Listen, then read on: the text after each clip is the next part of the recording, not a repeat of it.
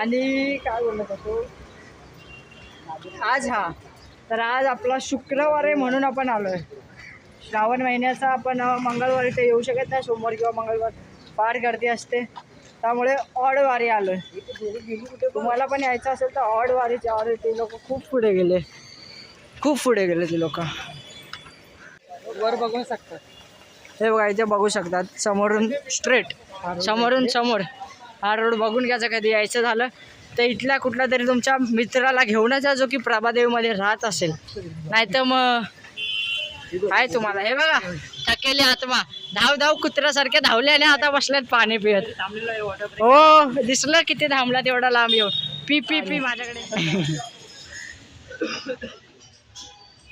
ए बोट जाईल ना का ना तुट तिथनं. अब देख तू अब तू